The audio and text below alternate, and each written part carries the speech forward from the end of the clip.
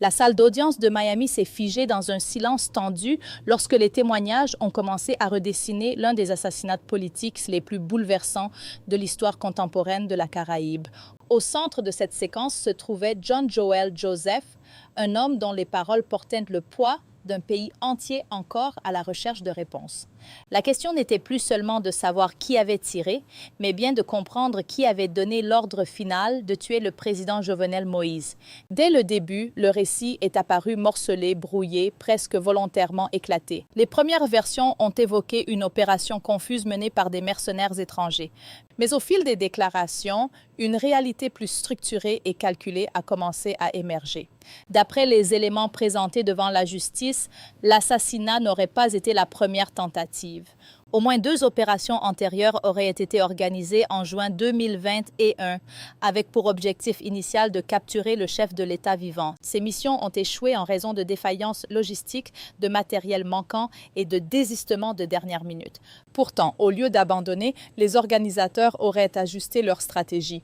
À la fin du mois de juin, le plan semblait avoir changé de nature. Ce qui avait commencé comme une mission d'enlèvement a glissé vers quelque chose de bien plus grave. Plusieurs noms ont alors pris une importance nouvelle, notamment celui de Christian Emmanuel Sanon, qui, selon certains témoignages, était déjà envisagé comme un possible remplaçant.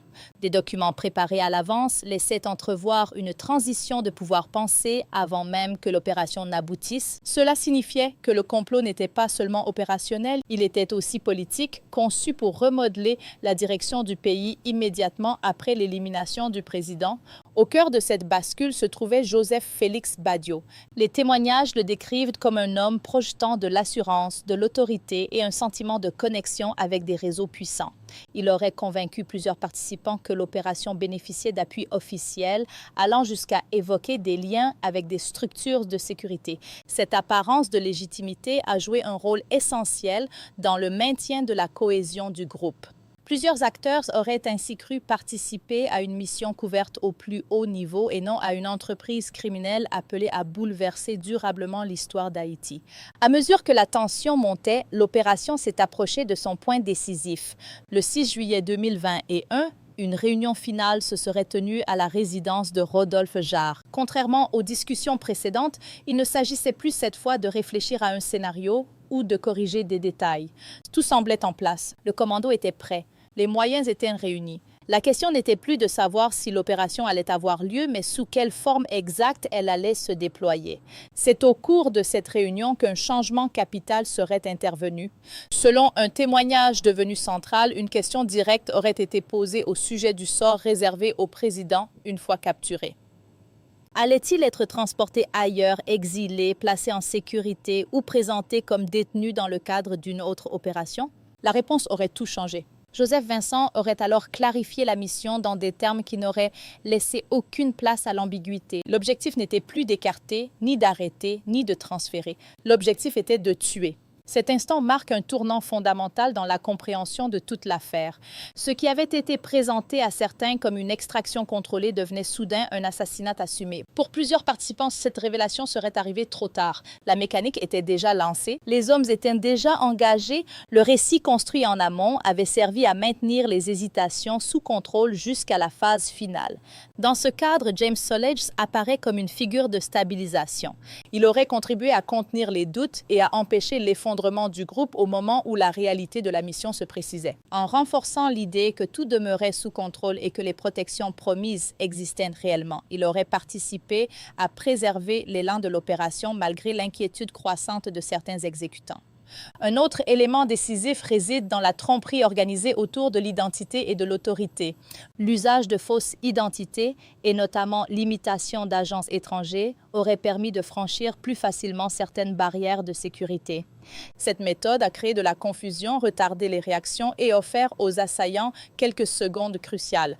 Or, dans une opération de ce niveau, quelques secondes peuvent suffire à faire basculer un pays entier, mais l'affaire ne s'arrête pas à la nuit de l'assassinat. Ce qui a suivi soulève des questions encore plus inquiétantes.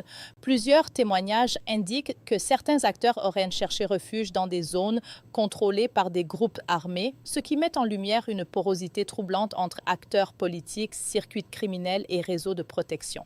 Cette continuité après le crime laisse penser que le complot dépassait largement une seule nuit et s'inscrivait dans un système plus vaste d'alliances, d'intérêts et de calculs. Et pourtant, malgré ces révélations, la question centrale demeure entière. Qui a réellement donné l'ordre? Les éléments connus renvoient moins à une décision solitaire qu'à une chaîne d'influence, à une convergence de volonté et à un mécanisme où plusieurs acteurs ont poussé dans la même direction jusqu'à rendre l'issue presque inévitable. C'est précisément ce qui rend ce dossier si lourd. Plus les témoignages avancent, plus le centre de gravité paraît se déplacer vers une architecture du pouvoir plutôt que vers un seul visage. C'est aussi la raison pour laquelle cette affaire dépasse largement les frontières haïtiennes. Elle expose une réalité plus vaste du combat pour le pouvoir dans le monde contemporain, où les décisions les plus graves se prennent souvent à huis clos derrière des récits officiels fragiles et où la vérité n'émerge que par fragments. L'assassinat de Jovenel Moïse n'est donc pas seulement un drame national, il est aussi une fenêtre sur la manière dont se construisent et s'exécutent certaines conspirations politiques modernes. La recherche de la vérité est donc loin d'être terminée. Et à mesure que l'enquête et les procédures judiciaires se poursuivent, une certitude s'impose. Même lorsque tout est fait pour l'enterrer, la vérité finit souvent par remonter à la surface. Dans ce dossier, chaque mot compte, chaque détail peut modifier la compréhension de l'ensemble et chaque témoignage peut rapprocher un peu plus Haïti et le monde de la réponse que tant de citoyens attendent encore. Au-delà des noms déjà connus, cette affaire oblige aussi à s'interroger sur la profondeur réelle des complicités. Car lorsqu'un chef d'État est tué dans sa résidence au terme d'une opération préparée, ajustée puis exécutée avec un tel degré de coordination, il devient difficile de croire à une simple improvisation criminelle. Tout indique une préparation étendue, des relais, des assurances, des intermédiaires, des récits de couverture et surtout une volonté de faire croire à certains participants que le passage à l'acte serait accepté, protégé ou neutralisé sur le plan sécuritaire. Le drame de cette affaire tient justement à cela. Plus les audiences avancent, plus l'image d'une violence brute laisse place à celle d'une mécanique. Une mécanique dans laquelle les paroles ont compté autant que les armes, dans laquelle les promesses ont pesé autant que l'argent et dans laquelle la perception de la légitimité a pu guider des hommes vers un crime politique majeur. L'assassinat n'aurait donc pas seulement été rendu possible par la force, mais aussi par la fabrication d'une croyance, celle d'une opération appuyée, tolérée ou couverte. Ainsi, plus le dossier se précise, plus il devient clair que la nuit du 7 juillet 2021 n'a pas créé le complot. Elle en a révélé l'aboutissement. Les témoignages venus de Miami ne ferment donc pas le débat. Ils l'ouvrent davantage, ils montrent que l'essentiel ne consiste pas seulement à identifier ceux qui étaient présents sur le terrain, mais à comprendre qui a tracé le chemin, qui a financé la dynamique, qui a donné confiance aux exécutants et qui avait intérêt à voir l'ordre politique basculer au prix du sang. Pour ne rien manquer des dernières évolutions, abonnez-vous dès maintenant à Chroniques éternelles. Activez la cloche, partagez cette information et dites-nous ce que vous en pensez.